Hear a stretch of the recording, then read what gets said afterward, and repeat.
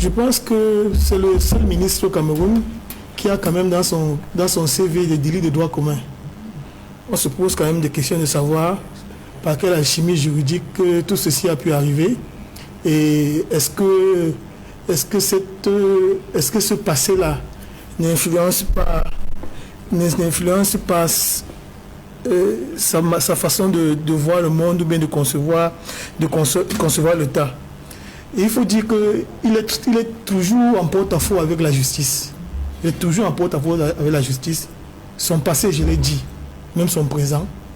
Vous constatez que c'est une personne qui se retrouve en train d'adouber la forfaiture. Parce que, vous voyez, il reçoit les leaders déchus du PCRN, il reçoit les leaders déchus de l'UPC. Je crois que Bapo a été exclu de l'UPC, mais lorsqu'il parle de l'UPC, c'est lui qui parle. Mon confrère Djawé est président du MDR, mais lorsqu'il reçoit le MDR, il reçoit plutôt les enfants du fait d'accueil d'Assara, comme si la succession dans les partis politiques était héréditaire. C'est inacceptable. Il faut dire, et ceci s'appelle en droit de la rébellion. En réalité, le ministre est dans le cas de ce qu'on appelle la rébellion, parce qu'il s'oppose à l'exécution des lois, il s'oppose également à l'exécution des décisions de justice. Donc c'est des actes de rébellion que le ministre pose de manière régulière. On a le sentiment qu'il est convaincu de ce que, en dehors du système RDPC, il ne peut pas exister. Et je pense que dans un pays normal, il ne devrait pas exister. Voyez-vous, le ministère de l'administration territoriale est un ministère sensible. Il est d'autant plus sensible que les relais locaux du MINAT sont des personnes ayant fait leurs humanités. Quand on est sous-préfet, quand on est préfet, quand on est gouverneur, on a quand même une certaine hauteur intellectuelle. On a fait ses humanités, on a fait un parcours académique. Parcours que je ne sais pas si le ministre lui-même de l'administration territoriale peut revendiquer. Ce n'est pas insultant, mais je veux dire qu'il y a quand même une curiosité. Il aurait dit qu'on fait les études au Nigeria. Mais seulement, il faut savoir une chose, c'est que le MINAT est un anglophone qui ne sait pas parler anglais. Peut-être les gens ne se rendent pas compte, il s'exprime qu'en français. Parce qu'il faut entendre, il dit des boys is in the bushes. Les anglophones s'en sont moqués et ont même fait une chanson sur la question. Donc c'est-à-dire on a un anglophone qui ne parle pas anglais.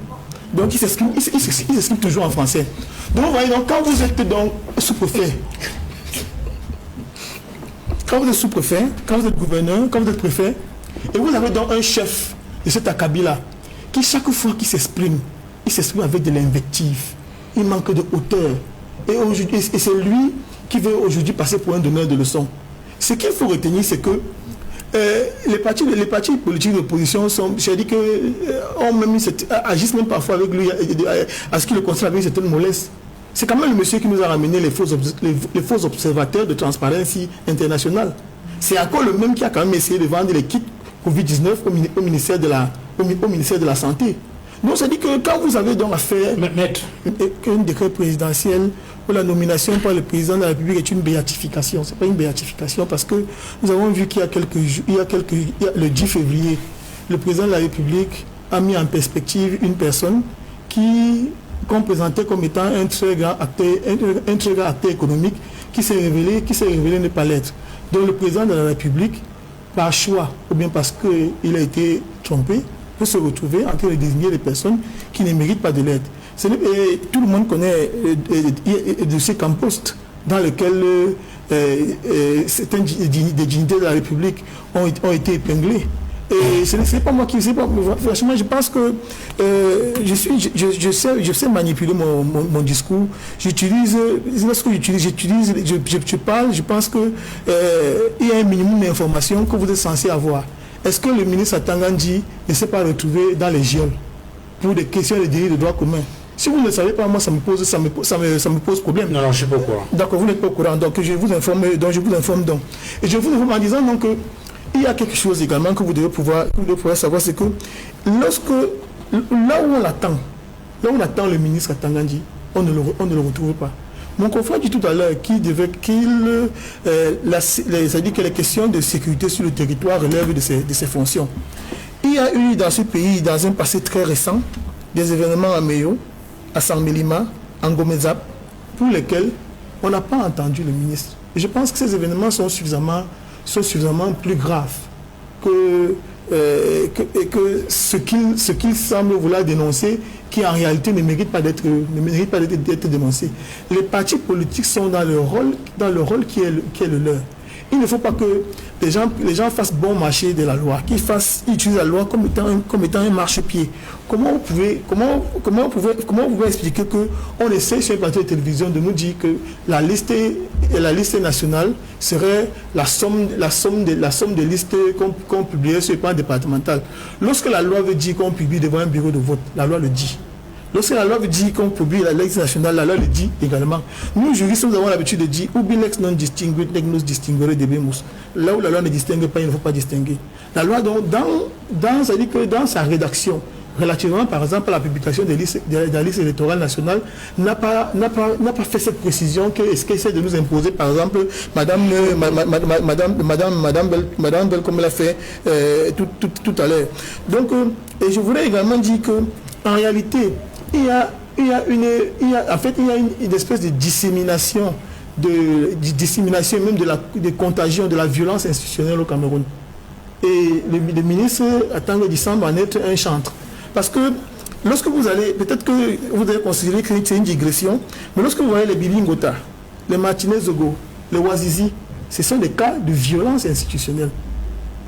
Ce sont des personnes ce sont des personnes que la violence institutionnelle a conduit à la perte de la vie. Pour ça, on ne dit rien. Mais pour des questions, je ne vais pas dire périphériques, mais pour des questions peut-être de moins d'importance, on se retrouve à vouloir nuire gravement aux citoyens. Et quand vous avez dit, c'est le ministre qui dit que quand on porte les œufs sur la tête, on ne doit pas chercher la bagarre. C'est le ministre qui dit qu'il va envoyer les abeilles aux gens. Les gens vont se retrouver au pays de si je savais. Les gens disent que c'est les serpents qui vont envoyer les serpents affamés aux gens. C'est pas un discours. Qui fait un discours d'un minate. Nous avons connu des minates. Je vais vous dire, je partage absolument ce qui a été dit par mon confrère tout à l'heure. Lorsque le ministre René Emmanuel a dit qu'il lui aussi était minate, quand il prend la parole, il ne faut pas d'accord avec lui. Il vous impose le respect, par la manière avec laquelle il s'exprime, par la manière avec laquelle il aborde les questions. Lorsque vous avez ici les Kungouedjima, les Anzi Tsungi, lorsque vous voyez cette personne-là qui a occupé le même Sakontin, les Malafa Amidouaya, comment vous réussissez à réconcilier la statue de cette personne-là avec celle du ministre de l'administration territoriale que nous avons aujourd'hui? Parce qu'il faut se dire que même le casting qui a été fait à un moment donné pose problème. Parce qu'il intervient même dans les domaines qui ne sont pas les siens. Quand on parle des questions qui ont trait à la communication aux journalistes, il se retrouve en train d'intervenir. Sur toutes les questions qui l'intéressent, qui l'intéressent dans son ministère, il intervient. Et ça finit par poser problème. Ça crée le désordre dans lequel la cacophonie dans laquelle nous nous retrouvons. C'est pourquoi j'ai dit qu'il faut interroger à un moment donné les humanités que les uns et les autres ont fait, le parcours académique des autres. Parce qu'on ne peut pas prendre, je veux dire, qu'on ne peut pas prendre par exemple un forgeron pour diriger les avocats. Vous comprenez, donc c'est des choses qui semblent élémentaires, mais c'est de la vérité. Un forgeron ne peut pas diriger les avocats, c'est pas possible. Il y a des ministères qui ont une certaine sensibilité pour lesquels il faut avoir des gens qui ont une certaine hauteur dans le discours, hauteur dans l'attitude, qui malheureusement fait défaut aujourd'hui au ministre de l'administration territoriale. Qu'est-ce qu'il reproche aux formations politiques en général, aux partis d'opposition en particulier? Parce que ce n'est pas la première fois qu'il fait des reproches aux formations politiques et en particulier au MRC. Il avait fait des reproches, il a même eu des problèmes avec 3 autres formations politiques avant même le MRC. Je pense à l'UPC, je pense au CPP, je pense au PCRN, dont il avait décidé unilatéralement de désigner des présidents en violation de la loi. Et nous savons quelle a été l'issue, n'est-ce pas, de ces affaires-là, parce que les affaires ont été portées devant la justice. Et c'est pour cela que c'est très intéressant. Chaque fois que les partis politiques de l'opposition sont attaqués, parce que je pèse toute l'expression attaqués par le MINAT, ils se réfèrent à la loi. C'est-à-dire, ils font appel à la justice. La justice doit trancher. Parce que la justice est le régulateur social. Que ce soit pour le CPP, que ce soit pour le PCRN, que ce soit pour le MRC, que ce soit pour toutes les autres formations politiques de l'opposition qui ont eu vraiment des échanges avec le MINAT. Chaque fois, ils sont allés devant la justice. Et la justice a tranché. Et nous savons que dans le cas, par exemple, du CPP, la justice a tranché jusqu'au niveau le plus élevé, à la Cour suprême. Et je me permets ici de lire, n'est-ce pas, la décision de la Cour suprême dans cette affaire qui concerne notamment l'État du Cameroun à travers le MINAT contre le CPP. Nous avons lu quelques extraits, notamment au niveau des conclusions, parce que c'était l'arrêt. Ici, nous avons des extraits de l'arrêt rendu le 12 janvier 2022 par la Chambre administrative de la Cour suprême, siégeant en session de contentieux de l'annulation et des questions diverses dans la cause. Et je lis la conclusion, parce que là, il y avait un pouvoir du MINAT. Ils avaient saisi la Cour suprême, et voici la décision. Par ces motifs, la Cour suprême, voici ce qu'elle avait décidé, statuant publiquement en section du contentieux de l'annulation et des questions diverses, à l'unanimité des voix des membres de la collégialité, décide, article 1er, le pouvoir est recevable en la forme. Article 2, au fond, il n'est pas justifié. Il est par conséquent rejeté. Article 3, les dépenses sont laissées à la charge du Trésor public. Ainsi jugé et prononcé par la Chambre administrative de la Cour suprême, statuant en cassation, en son audience publique ordinaire du mercredi 12 janvier 2022, en la salle des audiences de la Cour où siégeait, je ne sais pas si je dois lire les noms, je peux les lire, ils ne sont pas nombreux, M. Emmanuel Sandeux, président de la section, président, M. Jean-Marie Bongueno, conseiller à la Chambre administrative, et puis les autres membres, en présence de M. Henri Eboa, avocat général à la Cour suprême, occupant le banc du ministère public avec l'assistance de Maître Amélie Hélène Mvé, greffier. C'est pour vous dire que chaque fois que le MINAT s'est attaqué aux partis politiques de l'opposition, ils ont réagi conformément à la loi, en saisissant les tribunaux, en saisissant la justice. C'est ça le respect de la loi. Je vais peut-être rappeler, juste pour la gouverne des téléspectateurs, que là, vous rendez public un extrait de l'expédition, enfin la décision définitive rendue par la Chambre administrative de la Cour suprême, oui. Parce que dans les faits, il faut rappeler que en 2018, le ministre de l'administration territoriale avait désigné des responsables au sein des partis politiques, parmi lesquels le CPP, oui. L'UPC, entre autres. Et dans ce cas-ci, effectivement, le CPP et même l'UPC avaient saisi d'abord le tribunal administratif pour contester cette décision. Une décision a été rendue, décision contestée par le MINAT qui a saisi la Cour d'appel. Et au niveau de la Cour d'appel, une décision a été rendue en faveur de ces partis politiques. Et le MINAT, une fois de plus, a contesté la décision de la Cour d'appel et a saisi la Chambre administrative de la Cour suprême. Et c'est donc cette décision-là que vous êtes en train de rendre publique sur l'affaire de ces formations politiques. Tout à fait.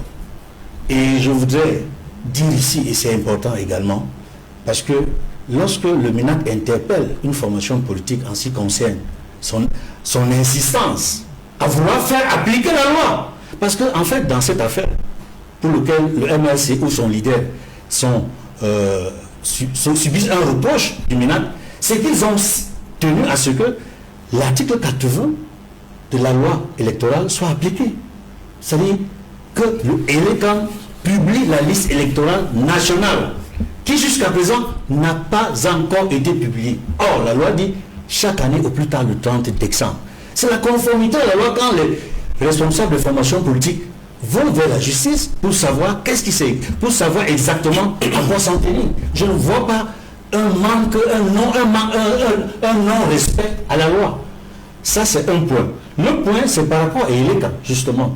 Parce que le MINAT se comporte également comme si ELECAM était une institution ou un organe qui dépendrait du MINAT. Je dis bien, le ministre de l'administration territoriale se comporte comme si ELECAM était un organe qui dépendrait du MINAT. Ce qui n'est pas le cas.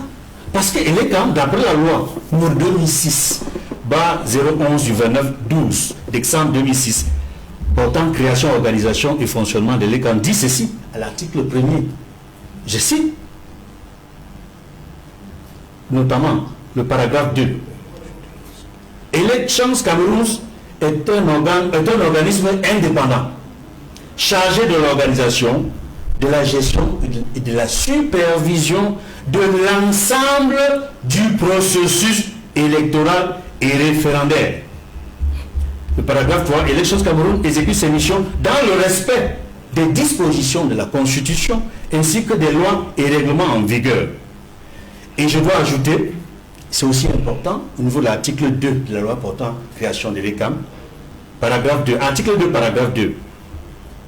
Les membres d'Elections Cameroun, dans l'exercice de leurs fonctions, ne doivent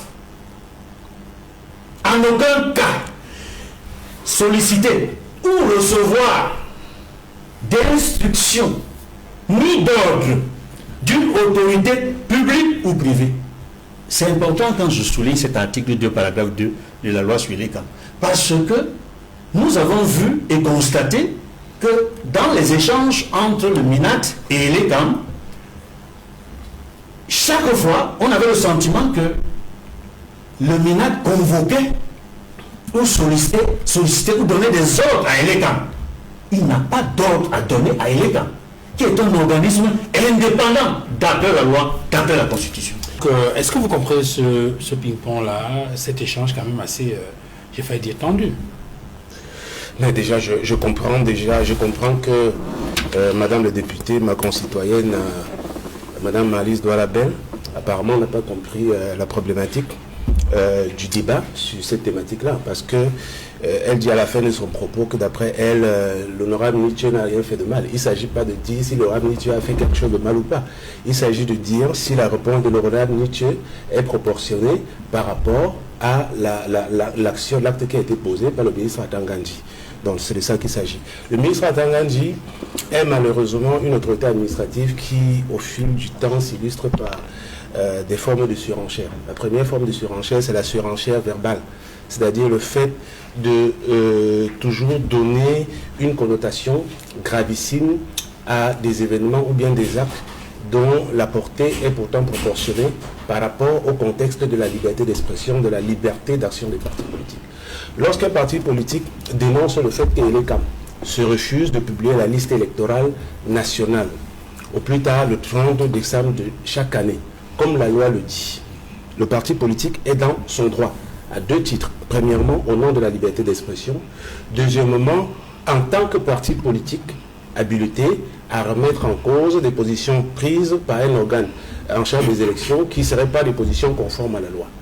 Je suis très embêté quand j'écoute Madame la députée utiliser des termes assez subtils pour un peu imbéciliser les législateurs, parce qu'elle dit que la liste nationale, c'est la liste nationale, c'est l'ensemble des listes, c'est-à-dire l'ensemble des listes, peut-être communales. Non, le législateur n'a pas été bête. La liste nationale, c'est une liste qui peut être consultable sur un support unique. Ça peut être un support sur papier, où vous avez affiché dans un espace unique, ou bien un support numérique où à l'ouverture, vous avez accès à tous les noms de 7 millions, quelque chose d'électeurs qui sont inscrits. Donc la liste nationale ne peut pas s'entendre des listes communales. Auquel cas, le législateur, sachant que l'enregistrement des électeurs est fait par le démembrement de l'ECAM au niveau communal, aurait dit liste communale. Parce qu'il faut bien qu'on soit d'accord. La nation, ce n'est pas la commune. Voilà, bon, maintenant que je dis ça, je vais évoluer en disant que M. Atangandji, Edmond a bien fait de donner la position, parce que je veux peut-être analyser la décision de justice qu'il a présentée sur un angle beaucoup plus peut-être pédagogique. Pour moi, il s'agit d'une façon pour la justice de dire, en des termes peut-être pas directs, que Atangandji est coutumier de l'excès de pouvoir. Ça veut dire que c'est un ministre de l'administration territoriale qui s'immisce dans le fonctionnement des partis politiques, qui prend des décisions en lieu et place des membres du parti politique. Et lorsque les décisions sont contestées, arrivent en justice, la justice le déboute. Oui. Lorsqu'une autorité administrative pose un acte qui va au-delà des pouvoirs légaux qui lui sont reconnus, on appelle ça l'excès de pouvoir. Et Atangandji est coutumier de ça. Ça se voit même d'ailleurs. Il y a d'autres partis d'opposition qui sont dans la même posture et qui sont en procès contre Atangandji. Donc je ne pense pas que les propos qu'il a tenus, il y a de cela quelques jours, soit nouveau pour ceux qui savent comment ce ministre fonctionne. Donc maintenant, la vraie question qu'on doit se poser est celle de savoir si on est dans un contexte où on a quand même un gouvernement, un chef de gouvernement, Est-ce qu'on devrait tolérer des écarts de langage dans un environnement camerounais où on voit bien que il y a quand même, le Cameroun est un peu comme une petite chaudière parce que les gens en ont marre de ce que les règles ne soient pas respectées. Quand le gouvernement ne dit rien, comment est-ce qu'on doit interpréter cette inaction-là? Moi, j'ai l'impression qu'en fait, le RDPC a décidé de mettre sur pied un environnement d'intimidation, de menace vis-à-vis des partis politiques de l'opposition et a commis M. Atangandi à cette tâche-là. C'est la raison pour laquelle on voit très bien qu'il a des patrons. Le Premier ministre est le patron de Atangandi. Il y a la présidente de la République qui ne dit rien. Mais tout le monde s'accorde à dire que le ministre Atangandi est coutumier des écarts, je dirais même des excès dans le langage. Il est dans une posture provocatrice, c'est-à-dire une posture même à la parole incendiaire. Tout le monde voit ça. Mais moi je ne veux pas croire qu'Atangandi agit comme un électron libre. Non, je ne veux pas croire. S'il agissait comme un électron libre, il ferait l'objet de remontrances de ses patrons. Oui, mais en même temps, vous n'avez pas d'éléments pour montrer que c'est le RDPC qui a mandaté. Non, attendez, comprenez très bien le raisonnement du Val. Je pense qu'il est militant du RDPC. Oui. Il est membre du gouvernement. Le gouvernement actuel est à dominante RDPC. Le président du Cameroun est président du RDPC. Le Premier ministre est membre du RDPC. Donc, à deux titres, Atangandi devrait se faire remonter les bretelles. Comme d'abord ministre du gouvernement, ministre de la République, par le Premier ministre ou bien au demeurant le président de la République. Mais si cela n'est pas le cas, ça veut dire que ce qu'il fait va dans le sens de ce qui est souhaité par le parti au pouvoir. Maintenant, même sur le plan au sein du RDPC, je pense que les partis politiques ont une philosophie de fonctionnement qui est connue, parce que les valeurs de fonctionnement des partis politiques sont harmonisés. Ça veut dire que les principes, un parti politique ne peut pas accepter en son sein un membre va-t-en-guerre qui tient des propos réguliers de nature à mettre le Cameroun à feu et à sang. Parce que ce qu'il faut dire, c'est ça. C'est une faute disciplinaire énorme qui doit être sanctionnée à l'intérieur du parti politique. Alors, donc, vous estimez que ces patrons, entre griffes, dont vous donnez les indications, devraient lui remonter les bretelles pour la surenchère verbale? Oui, ils devraient lui remonter les bretelles. Maintenant qu'ils ne le font pas, à mon avis, c'est une forme de connivence. C'est un peu que Atangandi est un peu considéré comme l'agneau du sacrifice qui est destiné au sale boulot. Parce que c'est ce qu'il est en train de faire. Oui, vous dites surenchère verbale, mais il y en a qui estimeraient que bon, c'est sa façon à lui de s'exprimer. Non, un ministre parle avec... Non, vous savez, quand vous êtes ministre, vous ne parlez pas pour vous. Vous parlez pour le compte de la République. Vous devez avoir de la réserve. Vous devez avoir de la retenue. Vous devez avoir de l'élégance. Vous devez avoir du style. Un ministre ne parle pas comme si il allait occasionner une bagarre, je ne sais pas, dans un bar à côté. Un ministre parle avec une certaine élégance, avec une certaine retenue, avec une certaine forme. D'ailleurs, ça s'enseigne dans les écoles d'administration. Ça s'enseigne. Voilà, oui, et vous verrez qu'au sein du gouvernement, en dépit du fait que nous soyons opposés sur le plan idéologique, vous avez au sein du gouvernement, des membres du gouvernement du régime RDPC, quand ils s'expriment, on voit que c'est des gens qui sont quand même formés pour la fonction, qui parlent comme des ministres devraient s'exprimer, même si nous ne sommes pas d'accord sur le fond de ce qu'ils disent. Attendons, j'ai sans oublier que le rôle d'un ministre de l'administration territoriale, c'est être le coordonnateur de l'ordre public sur le plan national. Coordonnateur de l'ordre public, ça veut dire qu'en utilisant les autorités déconcentrées que sont les gouverneurs, les préfets, les sous-préfets, vous vous assurez qu'il y a la tranquillité publique, il y a la salubrité publique, il y a la sécurité publique. Et vous devez le faire de façon objective, impartiale. Quand nous voyons ce qui se passe, par exemple, à Meilleur Centre, est-ce qu'il n'y a pas un problème qui a été lié à l'ordre public où des compatriotes se font attaquer par d'autres compatriotes jusqu'à aujourd'hui, au moment où je m'exprime, il n'y a pas un commencement d'enquête. Est-ce que vous avez écouté M. Atangandi dans son discours parler de Meilleur Centre? Quand vous voyez un député de la République, Mathurin Bindoua, qui fait une correspondance, il envoie à la présidence de la République pour stigmatiser un compatriote par rapport à son ennemi, et que ça ne fasse pas l'objet d'un problème au sein du RDPC. Est-ce que le ministre même qui voit ça, qui voit un membre du Parlement stigmatiser quelqu'un par rapport à son ennemi? Moi, je ne veux pas rentrer dans les détails parce que, bon, ce n'est pas le lieu de le faire, mais je pense que ça devrait interpeller quelqu'un qui est épris de bon sens. À côté de ça, il y a aussi ce que je vais qualifier des propos négationnistes.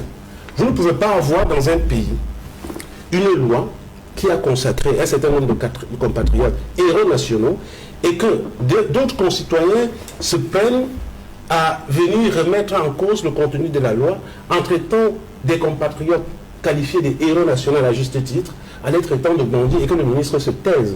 Sur d'autres pays, en France aujourd'hui, si vous prenez la parole pour remettre en cause le génocide ou bien l'extermination des Juifs, vous allez être poursuivi pour négationnisme.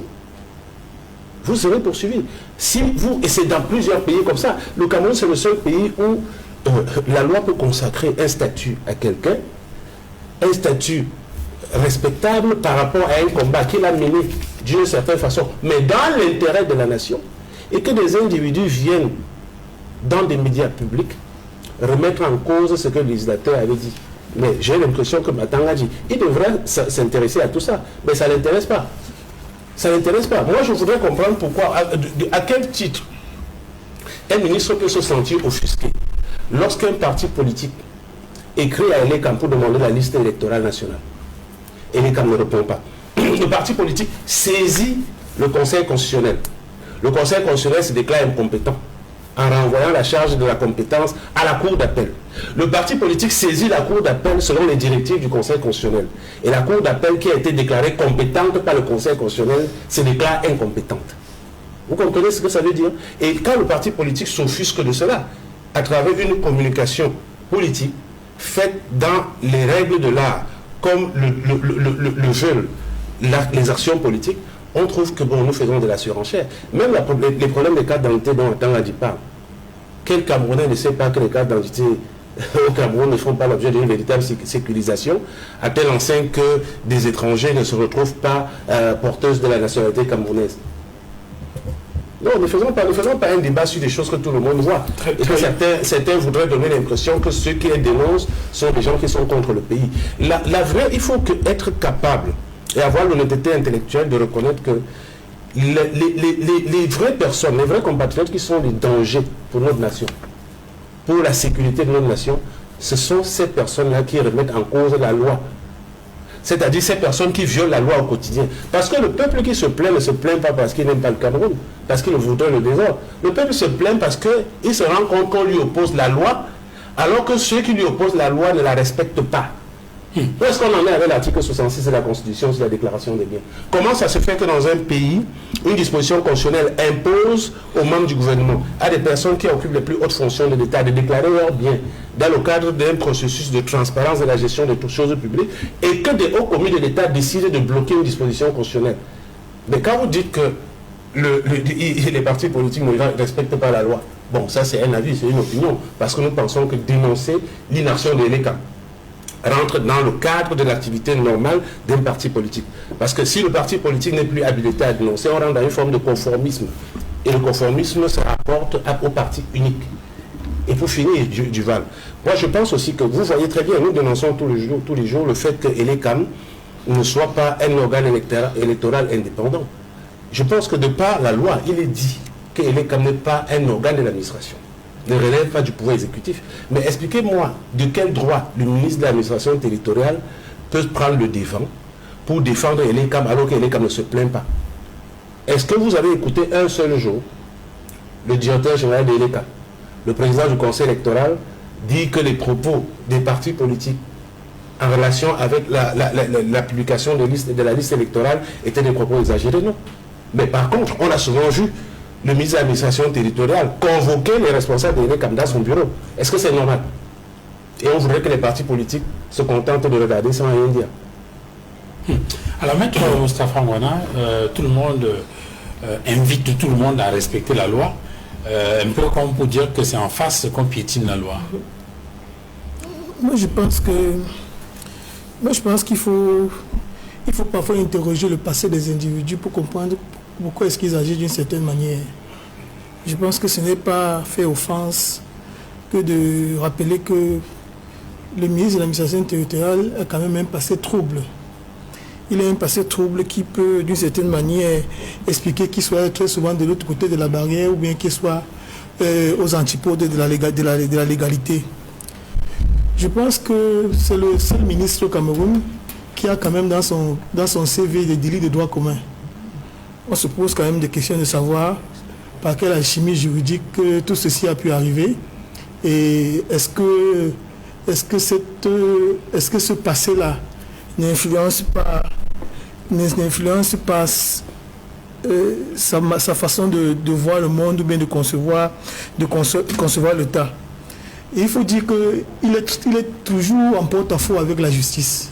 Il est toujours en porte-à-faux avec la justice. Son passé, je l'ai dit, même son présent. Vous constatez que c'est une personne qui se retrouve en train d'adouber la forfaiture.